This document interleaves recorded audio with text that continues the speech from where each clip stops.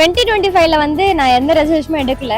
But இந்த 2026 நாளைக்கு வந்து ரெசல்யூஷன் எடுத்து அதை ஃபாலோ பண்ணணும் அப்படின்னு சொல்லிட்டு ஒரு இதோட தான் இருக்கேன். பட் என்னன்னால இன்னும் யோசிக்கல ப்ரோ. இப்போ வரப்போகிற 2026ல நீங்கள் என்ன ரெசல்யூஷன் எடுக்க போறீங்கன்னு சொல்லிட்டு பெருசாக இதுவரையும் எந்த ஐடியாவும் இல்லை.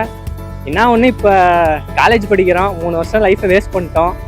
அடுத்து வர ஒரு வருஷத்துலையாச்சும் ஏதாச்சும் உருப்படியாக பண்ணி ஒரு நல்ல வேலைக்கு போகலான்னு தான் ஒரு முடிவு எடுத்துருக்கோம். நல்ல கம்பெனி பிளேஸ்மெண்ட் ஆகும். 2025 ரொம்ப மோசமான தான். புரிய விட்டுலான்னு பார்த்தேன், விட முடியல. இந்த வருஷம்னாச்சும் விட முடியுமான்னு பார்த்தேன். ஆட்டோ வண்டி தான் ஓட்டுறேன். ஆட்டோ மோசமாக தான் போயிட்டு இருக்குது.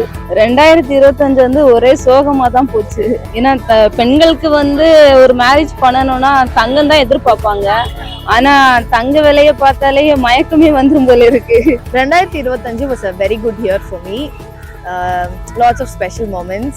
டக்குன்னு ரீகால் பண்ண வரல. Till 2026 எல்லாருக்கும் நல்லா போகணும். Yes, the same. Health, wealth, money, yes. College தான் வந்து இது புதுசில் நல்லா ஜாலியாக என்ஜாய்மெண்ட்டாக இருந்துச்சு. ஆனால் அந்த மாதிரி எதுவும் இல்லை. வர ஃபைனல் இயர் வர லைஃப்பை பற்றி பயம் வந்ததுனால வேறு எதுவும் என்ஜாய் பண்ண முடியல.